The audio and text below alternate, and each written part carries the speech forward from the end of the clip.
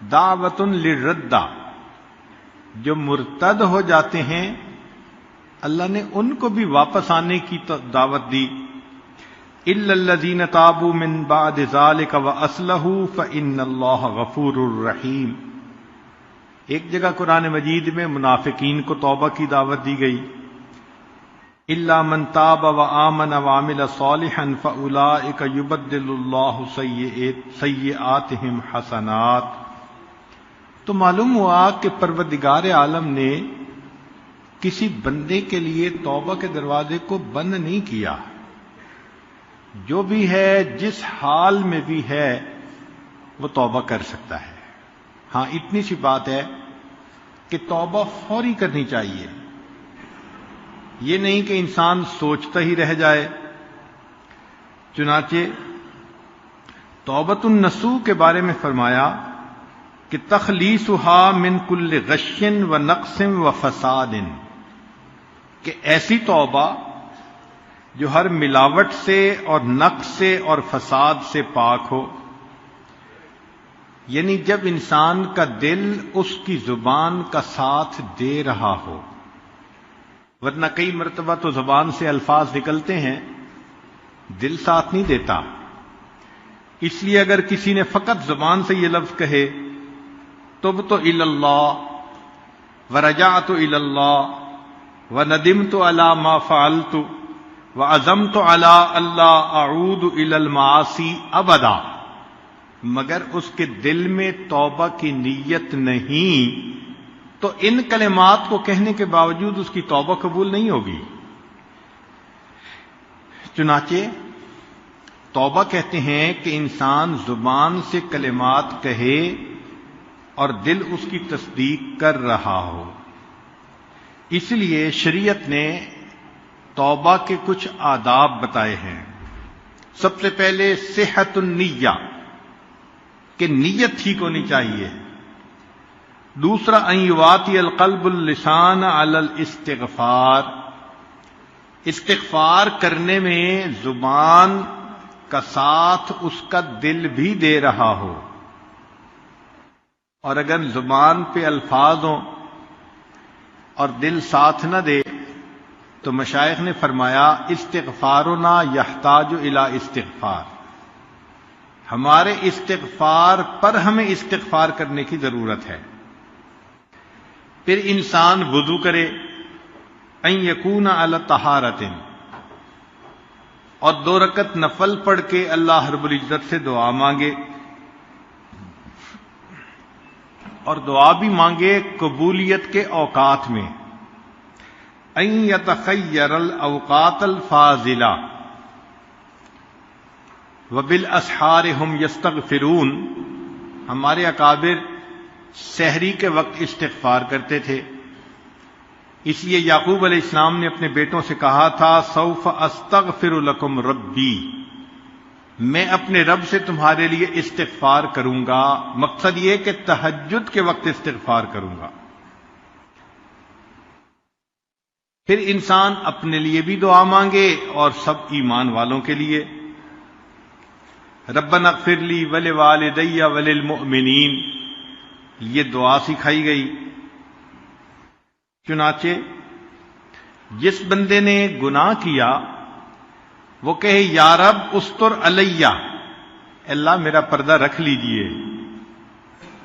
فَإِذَا فَارَغَ مِنَ الْمَعْصِيَةِ، اگر کوئی معصیت سے فارغ ہوا قال یا رب تب علیہ، اے اللہ میری توبہ کو قبول کر لیجئے. فَإِذَا تَابَ، اگر اس نے توبہ کر لی قال یا رب ارزقنی الاسمع، اے اللہ مجھے عصمت عطا کر دیجئے. فَإِذَا عَمِلَ الطَّاعَةَ، اگر اس نے نیکی کا کام کیا قال یا رب تقبلہ منی، اے اللہ اس کو میری طرف سے قبول کر لیجئے. تو معلوم یہ ہوا کہ انسان اللہ تعالیٰ کے حضور توبہ کرے اور دل کی نیت کے ساتھ توبہ کرے. اعمال کرے تو دل کے اندر محبت و اللہ کی. چنانچہ امام جعفر صادق رحمۃ اللہ علیہ ہمارے اس سلسلہ کے بڑے بزرگوں میں سے ہیں. وہ فرماتے تھے کہ اللہ تعالیٰ نے 3 چیزوں کو 3 چیزوں میں چھپا دیا ہے. اللہ تعالیٰ نے 3 چیزوں کو 3 چیزوں میں چھپا دیا ہے. خابا رضاہ فی طاعتہ فلا تحقروا منہا شیئا فلعل رضاہ فی. اللہ نے اپنی رضا کو نیکیوں میں چھپا دیا. تم کسی چھوٹی سی نیکی کو بھی نہ چھوڑو، کیا پتا اسی نیکی کے کرنے پر اللہ تم سے راضی ہونا ہو. اور فرمایا وَخَبَأَ سَخَطُهُ فِي مَعَاصِيهِ.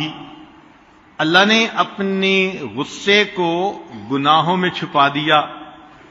فَلَا تَحْقِرُوا مِنْهَا شَيْئًا فَلَعَلَّ غَضَبَهُ فِي. چھوٹا گناہ بھی مت کرو، ممکن ہے کہ اسی میں اللہ کی ناراضگی ہو. وَخَبَأَ وَلِيَّهُ فِي عِبَادِهِ. اللہ نے اپنے اولیاء کو اپنے بندوں میں چھپا دیا. فَلَا تَحْقِرُوا مِنْ عِبَادِ اللَّهِ أَحَدًا. تم کسی بھی بندے کو حقارت کی نظر سے مت دیکھو. فَلَعَلَّهُ وَلِيُّ اللَّهِ. ممکن ہے کہ وہ اللہ کا ولی ہو. چنانچہ انسان جب توبہ کرتا ہے تو اس کے دل میں نرمی آتی ہے. ہمارے مشائخ نے فرمایا کہ جالس التوابین فإنہم ارق افئدہ. توبہ کرنے والوں کی صحبت اختیار کرو، ان کے دل نرم ہوا کرتے ہیں. اس توبہ میں سب سے پہلے انسان اللہ کے حقوق ادا کرے. نمازیں قضا کر دی تھیں، زکوٰۃ نہیں دی تھی، روزے چھوڑ دیے تھے، حج نہیں کیا، تو ان اعمال کا حساب لگا کر جتنا کچھ اس کے ذمہ بنتا ہے اس کو ادا کرے. اور پھر مخلوق کے ساتھ جو زیادتی کی، کسی کا حق مارا، غیبت کی، دل دکھایا، تو ان سے بھی معافی مانگے. اس لیے کہ ہر گناہ سے توبہ کرنا ضروری. چنانچہ ابو طالب مکی رحمۃ اللہ لکھتے ہیں من تاب عن 99 ذنبا. جس بندے نے 99 گناہوں سے توبہ کر لی، ولم یتب من ذنب واحد، ایک گناہ سے توبہ نہ کی، لم یکن عندنا من التائبین، وہ ہماری کتابوں میں تائبین میں شمار نہیں کیا جائے گا. اب ایک سوال دل میں پیدا ہوتا ہے کہ ایک بندہ ہے جس نے گناہ کیا ہی نہیں، اور ایک بندہ ہے کہ گناہ کر بیٹھا اور توبہ کی، تو دونوں میں سے بہتر کون؟ تو بعض علماء نے تو فرمایا کہ جس طرح کپڑا شروع میں بنے تو بے جوڑ کا زیادہ خوبصورت ہوتا ہے، اس کو کاٹ کے جوڑ لگا دو تو وہ بدنما ہو جاتا ہے، پہلے جیسا تو نہیں بن جاتا. اس لیے جو گناہ کرے ہی نہ وہ سب سے بہتر. اور بعض علماء نے کہا کہ نہیں، اللہ تعالیٰ کے ہاں عاجزی، انکساری کا مرتبہ زیادہ ہے. جب کوئی بندہ نیکی ہی کرتا رہتا ہے تو اس کے دل میں خود پسندی ہوتی ہے، اور اگر کوئی بندہ گناہ کر بیٹھے اور اس گناہ سے وہ توبہ کرے تو اس کے دل میں گناہ کے کرنے کی ندامت ہوتی ہے. اس لیے یہ بندہ اب اللہ کو زیادہ پسندیدہ ہے. اور دلیل انہوں نے دی کہ ایک مرتبہ موسیٰ علیہ السلام نے پوچھا یا ربی این اجدک، اللہ میں آپ کو کہاں ڈھونڈوں؟ رب کریم نے فرمایا عند المنکسرۃ قلوبہم من اجلی، جن کے دل ٹوٹے ہوتے ہیں میرے پیارے موسیٰ علیہ السلام ان کے دل میں تلاش کرو تم مجھے وہیں پاؤ گے.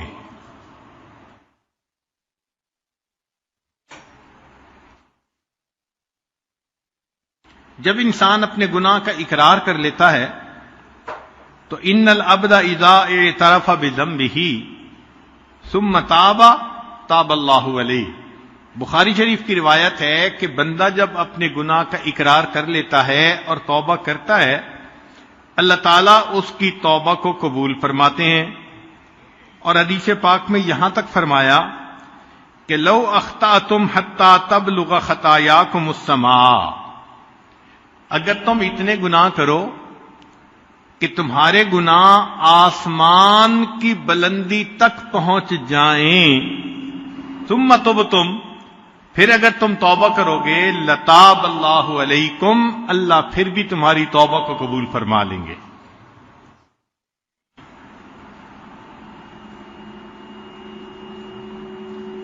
چنانچہ گناہ دو طرح کے ہوتے ہیں. ایک کو کہتے ہیں ترک و معمور، اور ایک کو کہتے ہیں فعل و محظور. کیا مطلب؟ کہ ایک تو اللہ نے جو حکم دیا کہ تم کرو، اس کو اگر کوئی نہ کرے تو اس کو کریں گے، کہیں گے ترک و معمور، کہ امر تھا مگر اس نے اس کو نہ کیا. اور دوسرا یہ کہ اللہ تعالیٰ کسی چیز سے منع کرے کہ مت کرنا اور وہ کر بیٹھے، تو اس کو کہیں گے فعل و محظور. چنانچہ سب سے پہلا گناہ جو ہوا وہ ترک و معمور تھا. کیسے؟ کہ رب کریم نے جب حکم دیا اسجدوا لآدم، تو سب فرشتوں نے سجدہ کیا الا ابلیس، سوائے ابلیس کے. ابا، اس نے نافرمانی کی، واستکبر وکان من الکافرین.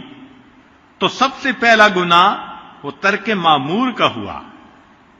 اور پھر دوسری خطا جو ہوئی وہ آدم علیہ السلام سے، وہ کیا ہوئی؟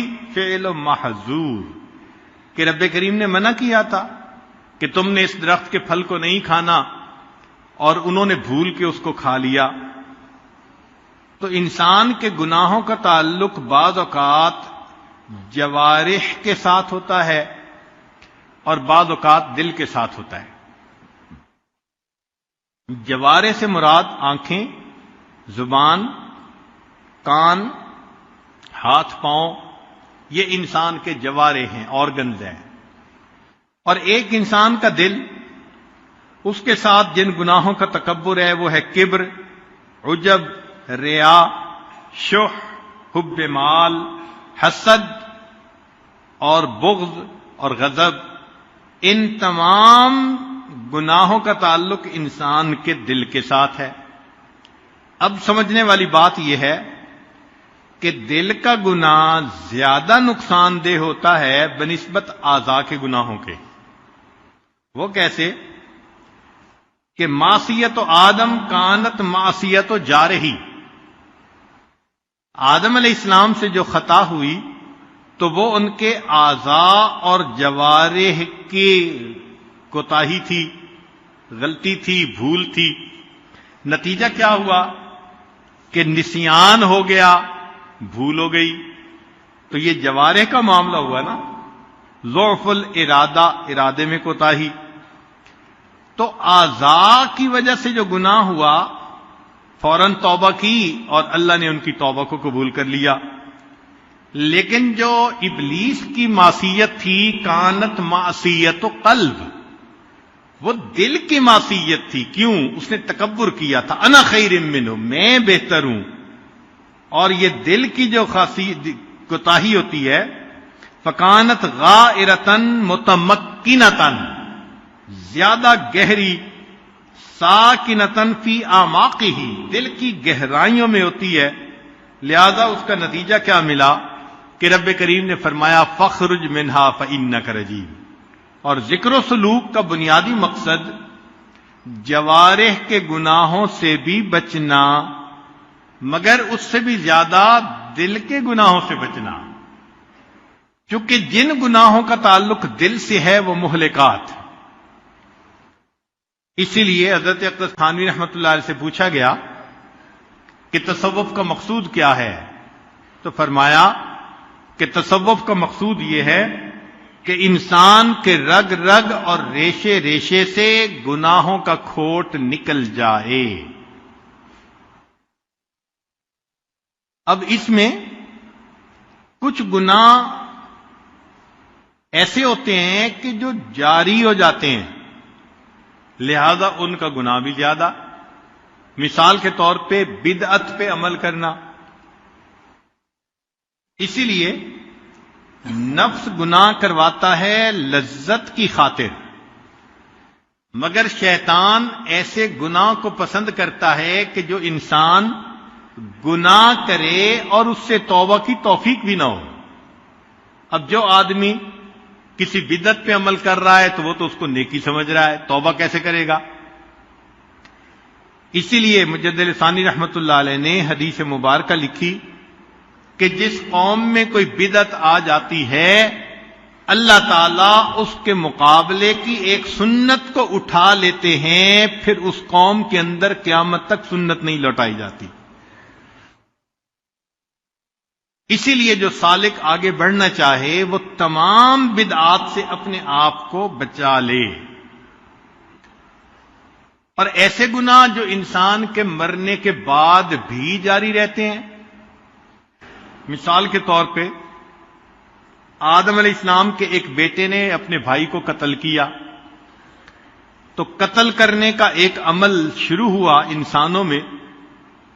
قیامت تک جو قتل کرے گا، قاتل کو تو اس کا گناہ ہوگا، لیکن ابتدا کرنے والے کو بھی اس کا گناہ ہوگا، چونکہ اس نے ایک عمل کو جاری کر دیا. اسی لیے ایسا عمل کرنا کہ جس کا فساد مرنے کے بعد بھی چلتا رہے، یہ انسان کے لیے اور بھی زیادہ نقصان دہ ہوتا ہے.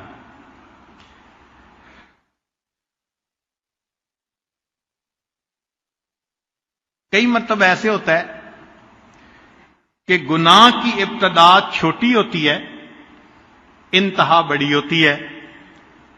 اول ذنب ابلیس معصیتن، ابلیس کے گناہ کی ابتدا معصیت تھی، وآخرہ کفر، اور اس کی انتہا کیا تھی؟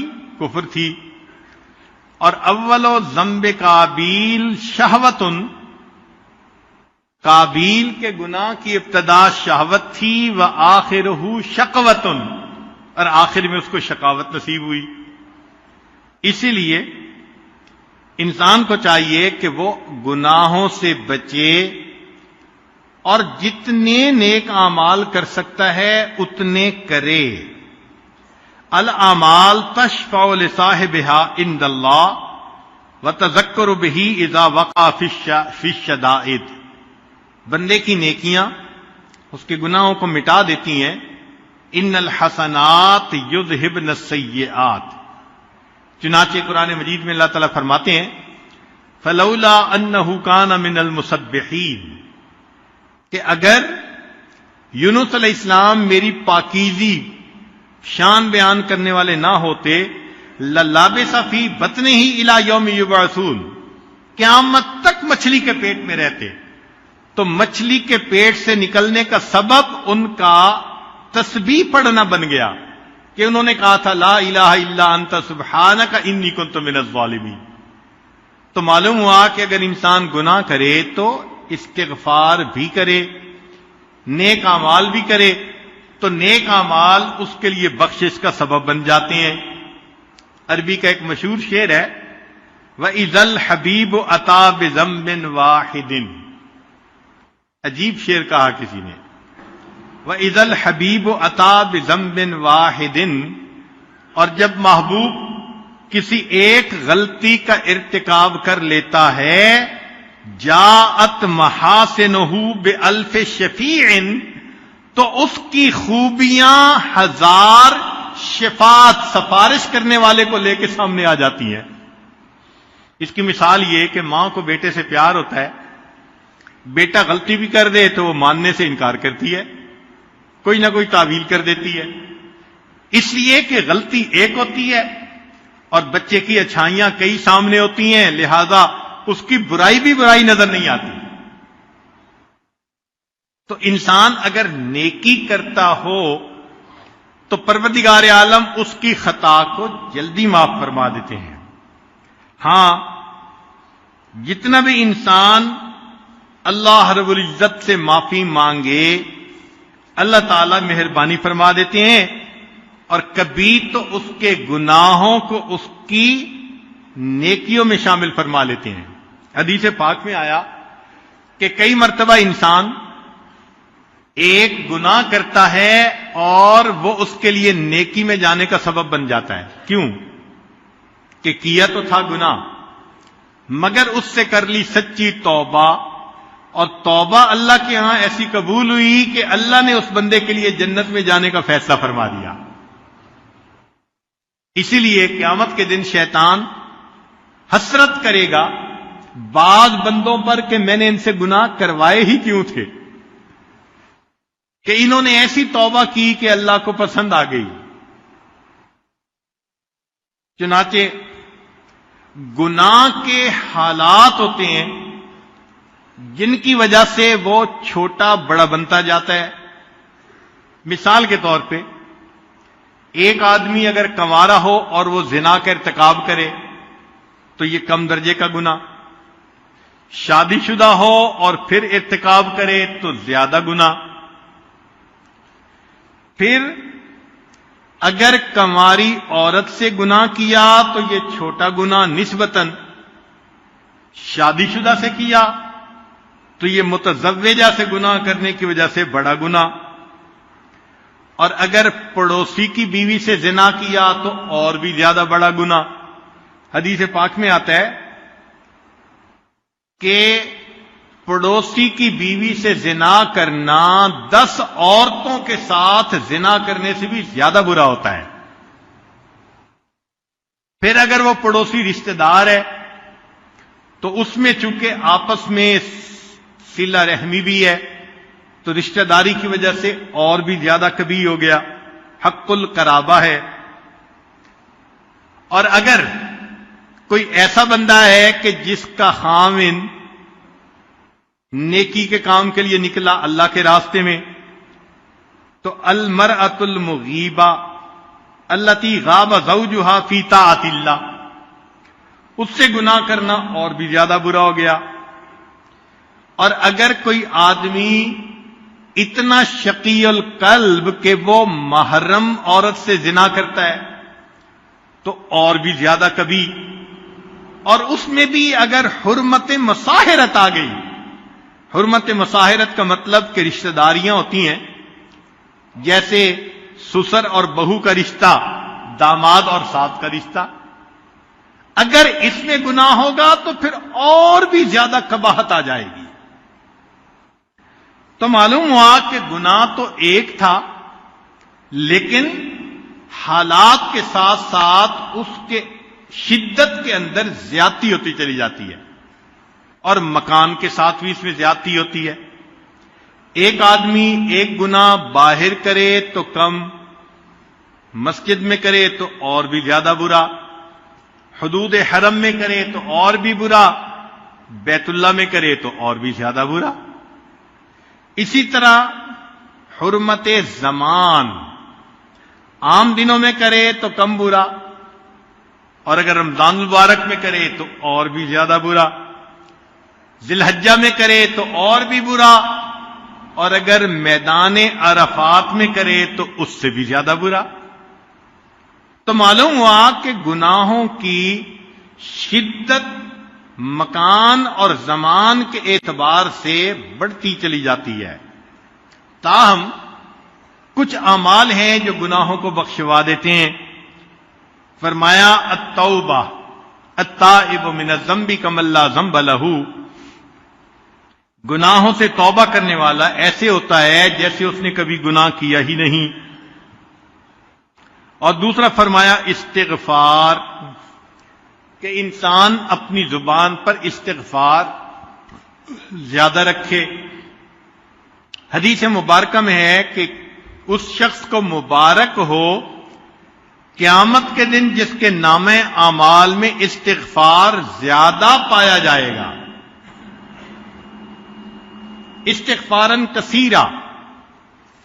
تو اللہ رب العزت اس بندے کی کوتاہیوں کو معاف فرما دیں گے جو زیادہ استغفار کرنے والا ہوگا۔ لہذا استغفر اللہ اس کو باقاعدگی کے ساتھ پڑھنا اور عاد و وظائف میں سے ہے۔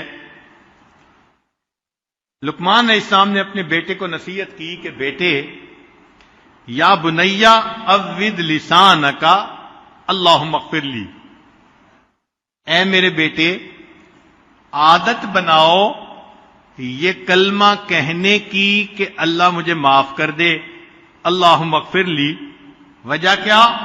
فإن للہ ساعات، اللہ تعالیٰ کے ہاں کچھ قبولیت کے لمحات ہوتے ہیں، لا يرد فیہا سائلا، اس میں مانگنے والے کو اللہ تعالیٰ رد نہیں فرمایا کرتے۔ تو اللہم اغفر لی، رب اغفر لی، یہ کہنا بخشش کا سبب بن جاتا ہے۔ اور دوسروں سے دعا بھی کروانا، یہ جو کہتے ہیں نا جی امی دعا کر دیں، ابو دعا کر دیں، مولانا ہمارے لیے دعا کر دیں، حضرت صاحب دعا کر دیں، یہ انسان کے لیے بخشش کا ذریعہ بنتی ہے۔ حتیٰ کہ نبی علیہ الصلوۃ والسلام نے عمر رضی اللہ عنہ کو فرمایا جب وہ عمرے کے لیے جا رہے تھے کہ اے بھائی اپنی دعاؤں میں ہمیں نہ بھولنا۔ امت کو تعلیم دی کہ تم دوسروں کو بھی دعاؤں کے لیے کہو۔ اب غور کیجئے، بات بڑی عجیب ہے کہ کان عمر رضی اللہ تعالی عنہ یطلب من الصبیان الاستغفار ویقول انہم لم تذنبوا۔ عمر الخطاب لانو چھوٹے چھوٹے بچوں کو کہتے تھے کہ میرے لیے دعا کرو، اس کی وجہ یہ کہ تم چھوٹے ہو، معصوم ہو، تمہاری دعا کو اللہ تعالیٰ رد نہیں فرمائیں گے۔ ابو ہریرہ رضی اللہ تعالیٰ عنہ کا حال دیکھیے، یقول لغلمان کتاب، جو پڑھنے والے بچے آتے تھے نا تو ابو ہریرہ رضی اللہ عنہ ان کو فرمایا کرتے تھے قولوا اللہم اغفر لابی ہریرہ، کہ بچوں دعا کیا کرو اللہ ابو ہریرہ کی مغفرت فرما دے۔ فیدعون، وہ بچے دعا مانگتے تھے، فیؤمن علی دعائہم، جب وہ دعا مانگتے تھے تو ابو ہریرہ رضی اللہ عنہ ان کی دعا پر آمین کہا کرتے تھے۔ اب ذرا غور کیجئے، صحابی رسول ہیں، اللہ نے اتنی شان دی ہے، مگر جس کو اللہ سے مغفرت لینی ہو وہ تو سہارے ڈھونڈتا ہے نا۔ چھوٹے بچوں سے بھی دعا کروانا، ہمارے اکابر کے اندر بھی یہ ایک عمل نظر آتا ہے۔ چنانچہ خواجہ باقی باللہ رحمت اللہ علیہ فرماتے ہیں ایک مرتبہ میرے اوپر قبض کی کیفیت طاری ہو گئی، بہت میں نے کوشش کی کہ یہ وسط میں تبدیل ہو جائے، استغفار بھی کیا، اللہ سے معافیاں بھی مانگی، مگر قبض کی کیفیت ختم نہیں ہوتی تھی۔ تو فرماتے ہیں کہ ہمارے قریب میں ایک مدرسہ تھا جس میں بچے قرآن مجید پڑھا کرتے تھے، چھوٹے بچے۔ تو میں ان کے پاس گیا، جب گیا تو بچے دیکھ کر کھڑے ہو گئے اور کہنے لگے جی کہ ایک بزرگ آئے ہیں، اللہ کے ولی آئے ہیں۔ تو جب انہوں نے یہ الفاظ کہے تو میں نے کہا یہ تمہارا میرے ساتھ حسن ظن ہے، سچی بات تو یہ کہ میں اس لیے تمہارے پاس آیا ہوں کہ تم استغفار کرو، اللہ چھینی ہوئی کیفیات کو پھر واپس عطا فرما دے۔ چھوٹے بچوں سے دعائیں کروانا۔ اور بکر المزنی رحمت اللہ علیہ عجیب بات کرتے تھے، فرماتے تھے کہ لو کان رجل یطوف علی الابواب، اگر بندہ جس نے گناہ کر لیے ہوں وہ لوگوں کے دروازوں پہ اس طرح طواف کرتا، کما یطوف المسکین، جس طرح کے مسکین روٹی مانگنے کے لیے دروازوں کا طواف کرتا ہے، تو گناہگار بندہ اگر سب لوگوں کے دروازوں کا اس طرح طواف کرتا جس طرح مسکین روٹی مانگنے کے لیے طواف کرتا ہے، اور ہر دروازے والے کو کہتا استغفروا لی، میرے لیے استغفار کرو، لکان لہ ان یفعل، چاہیے تھا کہ وہ ایسا کر گزرتا۔ جس نے اپنے گناہوں کی بخشش کروانی ہو تو کوئی بھی اس کے لیے ہیلا اختیار کرنا پڑے تو اس کو تو ضرور کرنا چاہیے. تو سوچئے کہ اگر فقیر کی طرح ایک ایک دروازے پر جا کر ان سے ریکویسٹ کرنی پڑ جاتی کہ جی میرے لیے مغفرت کی دعا کرو، تو وہ فرماتے ہیں کہ یہ بھی نفع کا سودا تھا، ایسا کر گزرنا چاہیے تھا.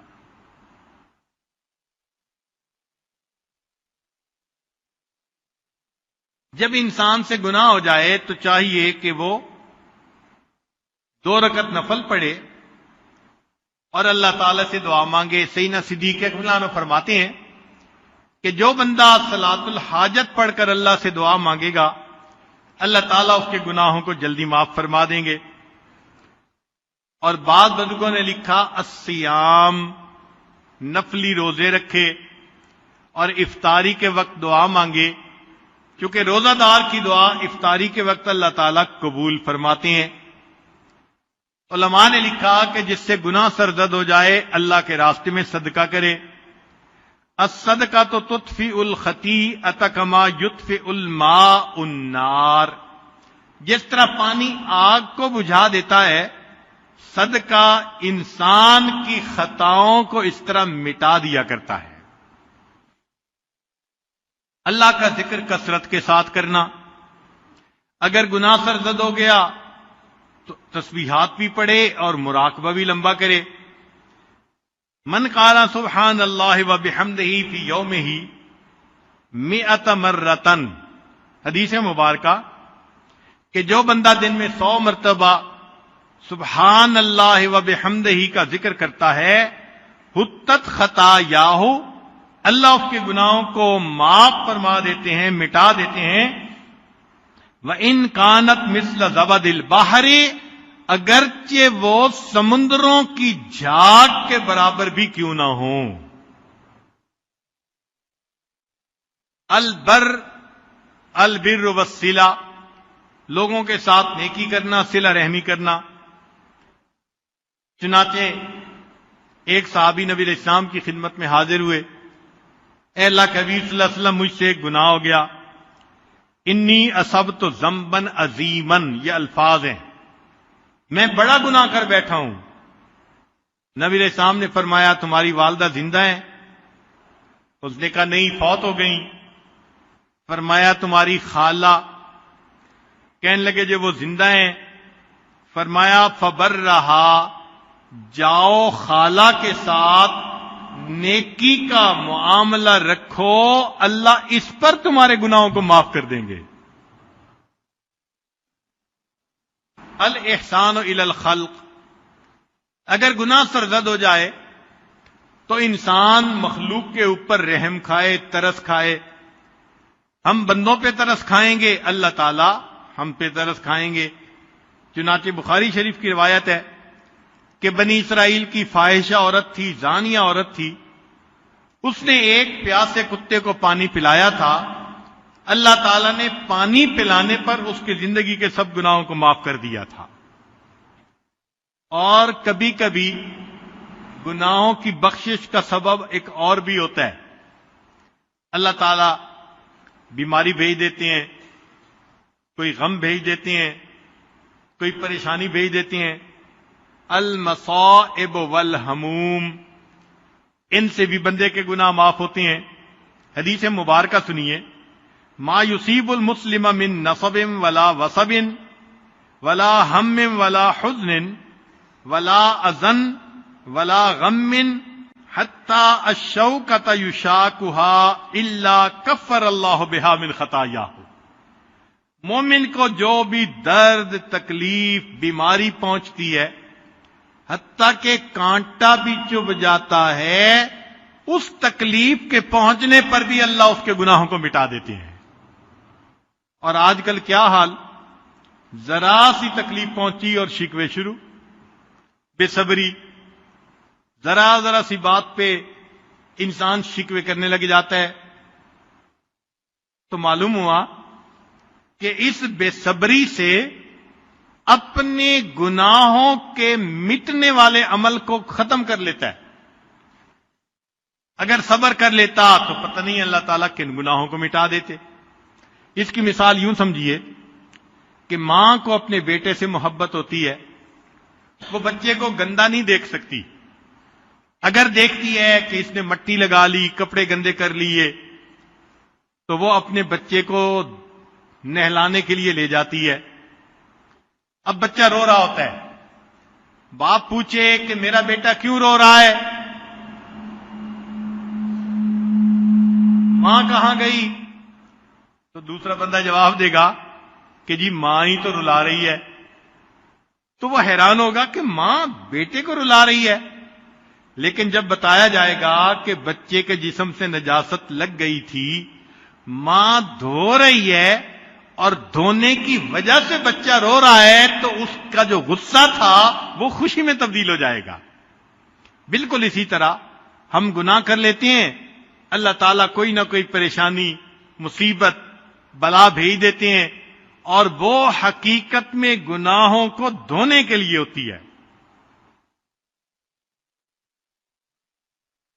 چنانچہ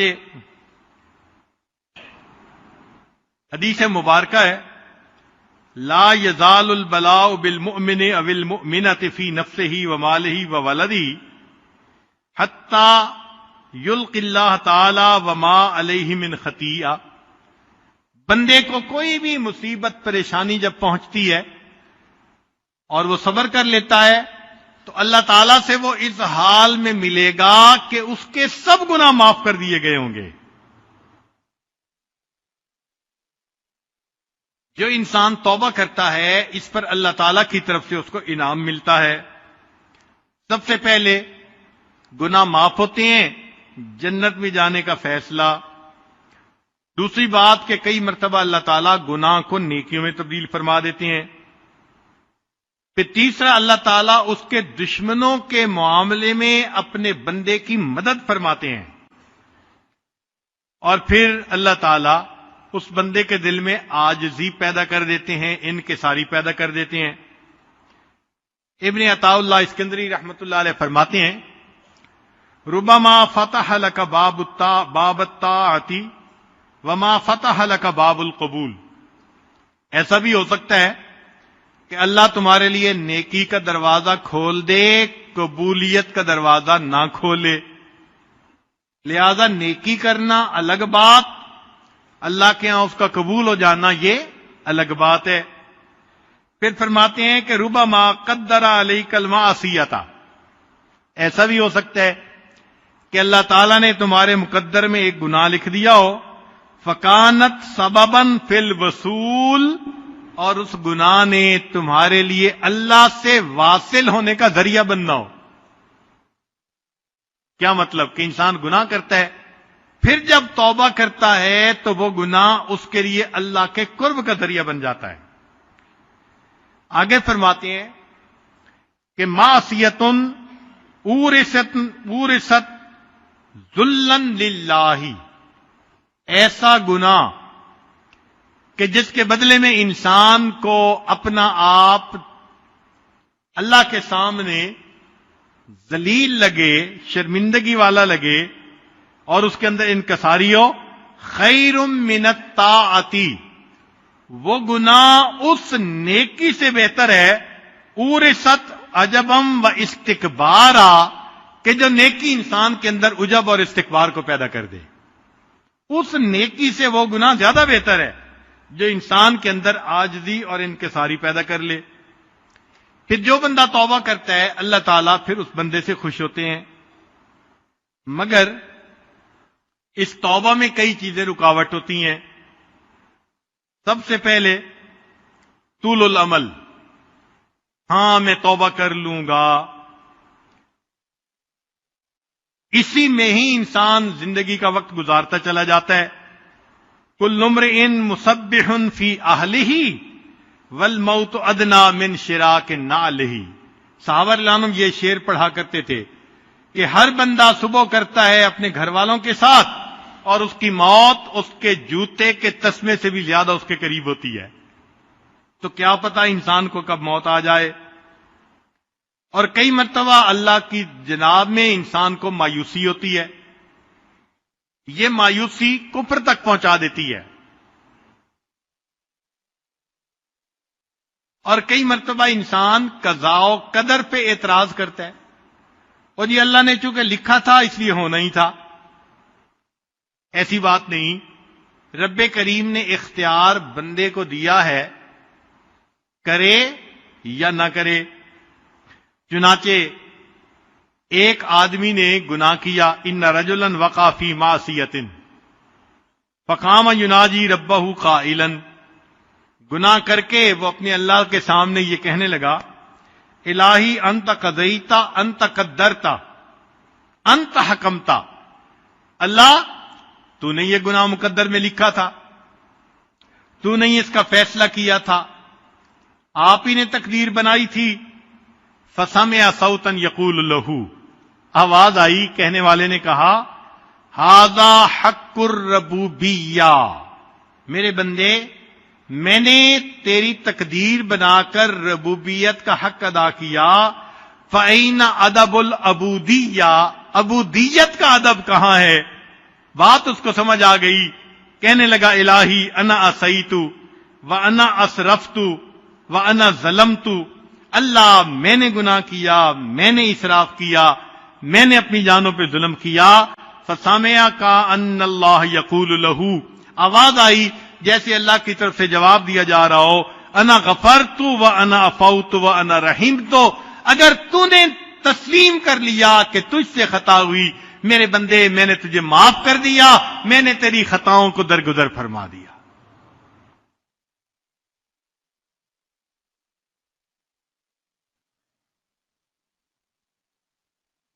البواعث والتوبہ، توبہ پہ کچھ اعمال برانگیختہ کر دیتے ہیں. مثلا اللہ تعالی کی عظمت کے بارے میں سوچنا.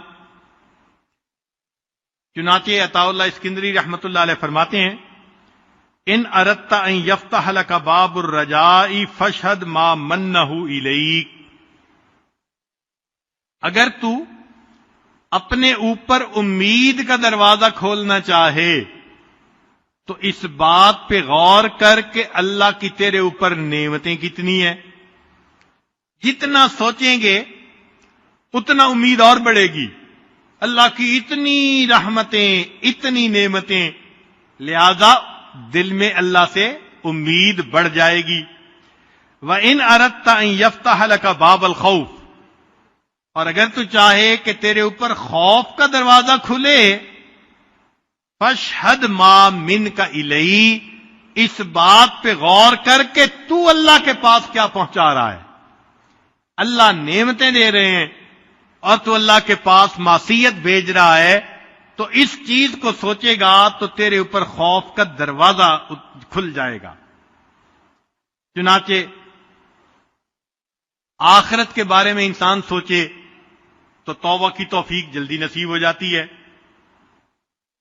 امام ابی بکر بن فورک کے بارے میں آتا ہے، ایک بندہ ان کے پاس داخل ہوا، وہ کہتے ہیں فلما رآنی، جب میں نے ان کو دیکھا، دمعت عیناہ، آنکھیں آنسوؤں سے تر تھیں.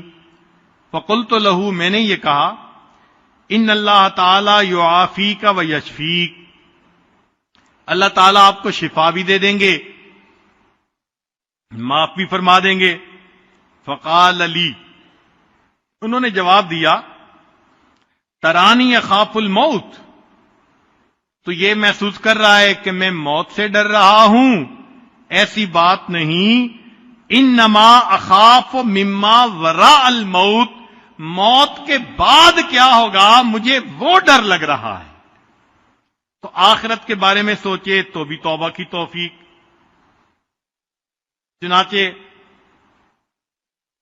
انسان جس قدر اللہ رب العزت سے اپنے گناہوں کی معافی مانگے، پروردگار عالم اس کے ساتھ رحمت کا معاملہ فرماتے ہیں.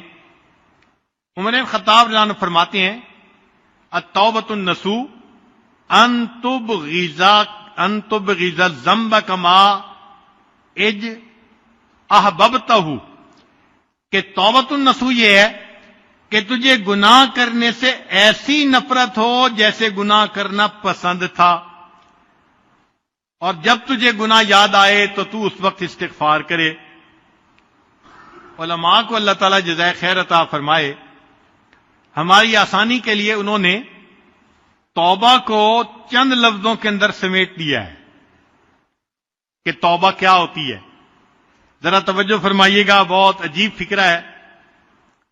فرماتے ہیں ترک الذنب علما بقبحہ وندما علی فعلہ وعزما علی الا یعود الیہ اذا قدر وتدارکا لما یمکن تدارکہ من الاعمال واداء لما ضیع من الفرائض اخلاصا للہ ورجاء لثوابہ وخوفا من عقابہ وَإِن يَكُونَ ذَلِكَ قَبْلَ الْغَرْغِرَةِ وَقَبْلَ طُلُوعِ الشَّمْسِ مِن مَغْرِبِهَا، اگر یہ تمام شرائط پوری ہو گئیں، جو توبہ کی جائے گی وہ توبۃ النصوح بن جائے گی۔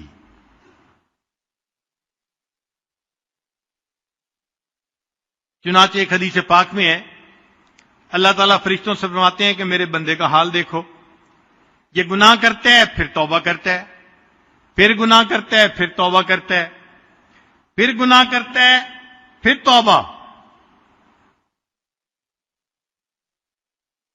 ویح ابن آدم لا یرید ترک عمل بالخطیہ، نہ تو گناہ کرنا چھوڑتا ہے، ولا ییأس من رحمتی، نہ ہی میری رحمت سے نہ امید ہوتا ہے۔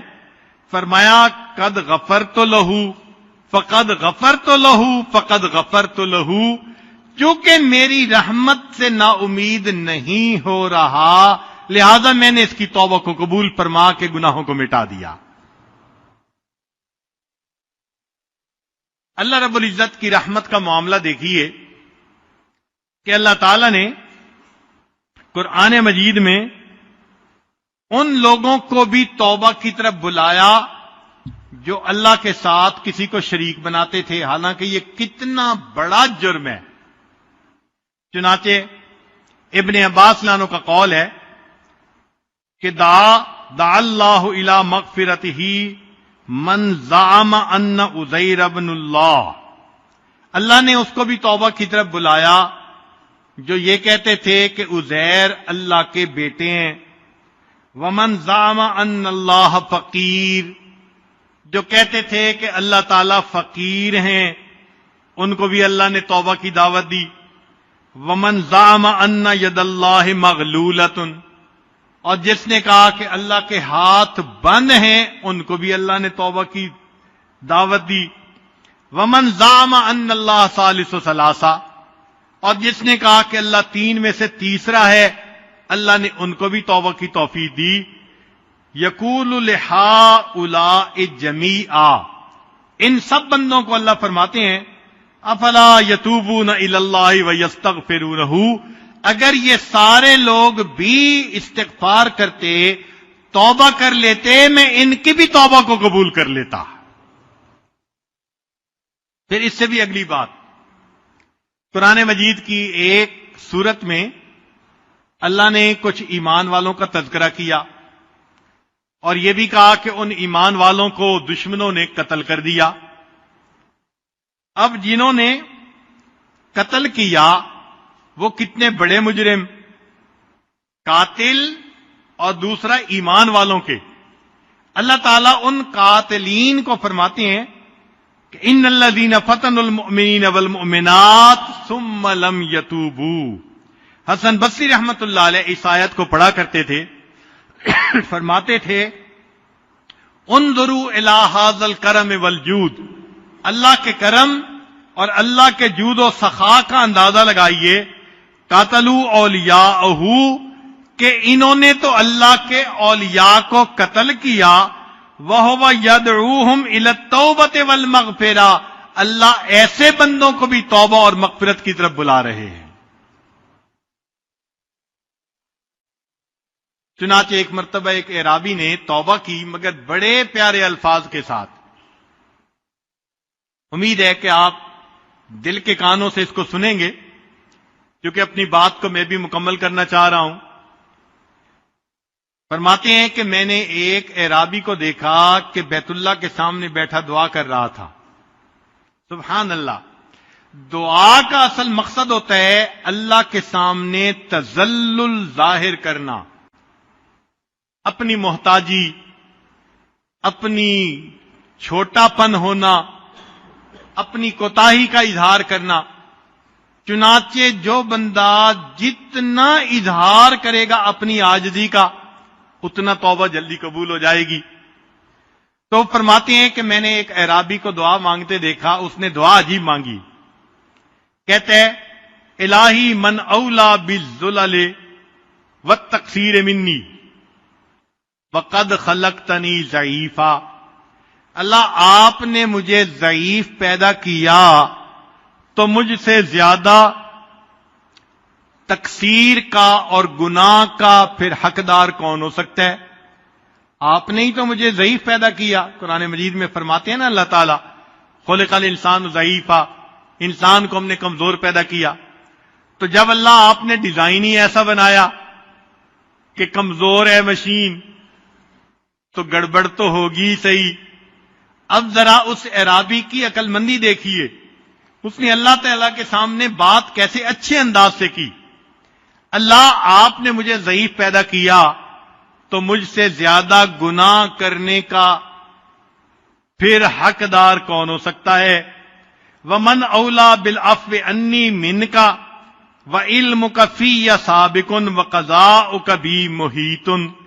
اور اللہ آپ سے زیادہ مجھے بخش دینے کا اہل کون ہو سکتا ہے کہ آپ نے میری قضاء و قدر لکھی، تقدیر لکھی، اور آپ کا علم بھی محیط ہے.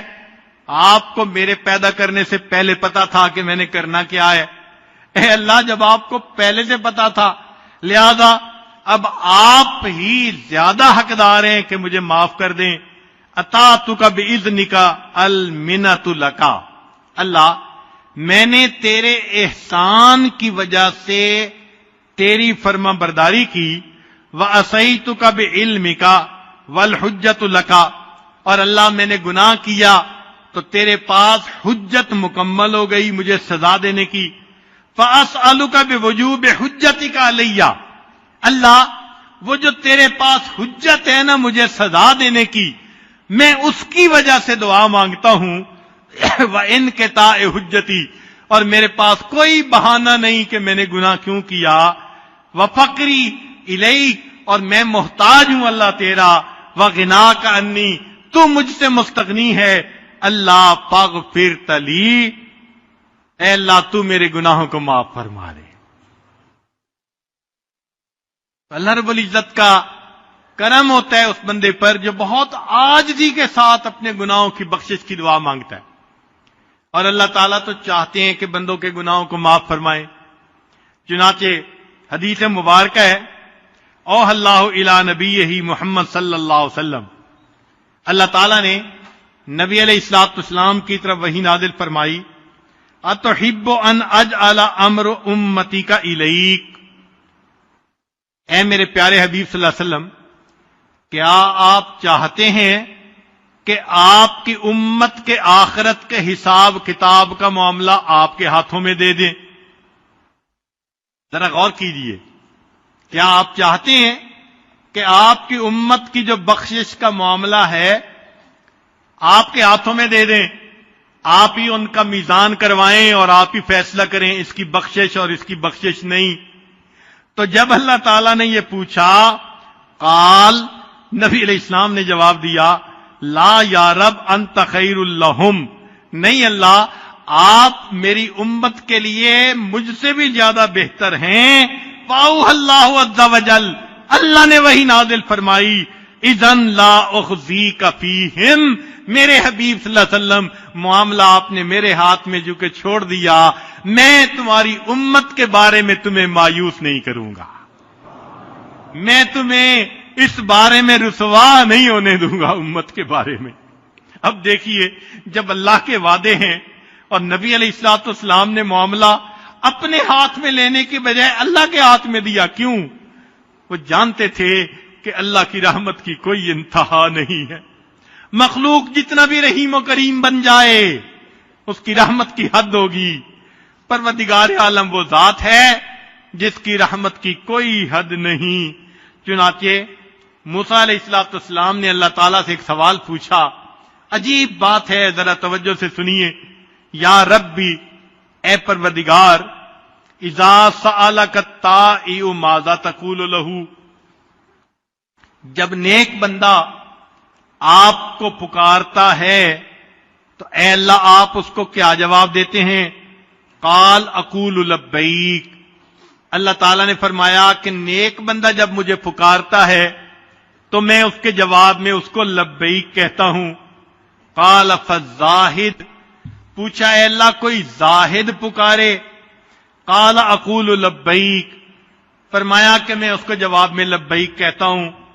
قال فالصائم، پوچھا اللہ کوئی روزہ دار پکارے؟ قال اقول لبیک، فرمایا کہ میں روزہ دار کے پکارنے پر بھی لبیک کہتا ہوں. قال فالعاصی، موسیٰ علیہ السلام نے کوسچن پوچھا اللہ کوئی گناہگار بندہ آپ کو پکارے؟ قال اقول لبیک لبیک لبیک. اللہ فرماتے ہیں گناہگار بندہ جب مجھے پکارتا ہے تو میں 3 مرتبہ لبیک لبیک لبیک کہتا ہوں. اس کی وجہ یہ ہے کل واحد من ہؤلاء یتوکل علی عملہ، وہ جو پہلے لوگ تھے، نیک تھے، زاہد تھے، روزہ دار تھے، ان میں سے ہر ایک کو اپنی نیکیوں کے اوپر خوشگمانی تھی کہ ان کی نیکیاں کام آ جائیں گی. یتوکل علی عملہ، لہذا ان کو اپنے عملوں کا بڑا بھروسہ تھا. والعاصی یتوکل علی رحمتی، جو گنہگار ہوتا ہے وہ میری رحمت پہ اعتماد کرتا ہے. وَأَنَا لَا أُخَيِّبُ عَبْدًا اتَّكَلَ عَلَىٰ عَلَيَّ، اور میں اس بندے کو کبھی رسوا نہیں کرتا، ناکام نہیں کرتا جو مجھ پہ توکل کرتا ہے. میں نے اس لیے فرما دیا وَمَن يَتَوَكَّلْ عَلَى اللَّهِ فَهُوَ حَسْبُهُ، جو اللہ پہ توکل کرتا ہے اللہ اس کے لیے کافی ہو جاتا. اللہ اکبر کبیرہ. وہ پروردگار کتنا کریم ہے جو ہمارے گناہوں کو بخش کے خوش ہوتا ہے، اور بخشنے کے لیے اس نے دروازے کھولے ہوئے ہیں. آج کی اس مجلس میں ہم اپنے گناہوں سے سچی پکی توبہ کریں اور اللہ تعالیٰ سے دعا مانگیں. الہی، زندگی گزرتی جا رہی ہے، آپ ہم پر رحمت کی نظر فرما دیجیے، گناہوں سے سچی توبہ عطا فرما دیجیے. کہنے والے نے کہا ان الملوک اذا شابت عبیدہم، اے اللہ جب کسی بادشاہ کے غلام خدمت کرتے کرتے بوڑھے ہو جاتے ہیں، فی رقہم آتقوہم اتق احراری، اے اللہ تو بڑھاپے میں وہ ان کو غلام نہیں رہنے دیتے، وہ بڑھاپے کی وجہ سے ان کو آزاد کر دیا کرتے ہیں. وَأَنْتَ يَا سَيِّدِي أَوْلَىٰ بِذَا كَرَمًا، اور اے میرے سردار تو اس بات کا زیادہ مستحق ہے. قد شبت فی الرق فاتقنی من النار، اللہ آپ کا نام لیتے، خدمت کرتے، کلمہ پڑھتے، بوڑھے تو ہم بھی ہو گئے ہیں، بال سفید ہو گئے ہیں، اللہ آپ بھی ہمیں گناہوں سے معافی عطا کر دیجئے اور جہنم کی آگ سے ہمیں بچا لیجئے. جب ہم اللہ تعالیٰ سے معافی مانگیں گے پروردگار ہمارے گناہوں کو معاف فرما دیں گے اور ہمیں اپنے مقبول بندوں میں شامل فرمائیں گے. پروردگار عالم آج کی اس مجلس میں ہمارے گناہوں کو معاف فرما کر اللہ تعالی ہمیں اپنے مقبول بندوں میں شامل فرمائے. وآخر دعوانا ان الحمد للہ رب العالمین.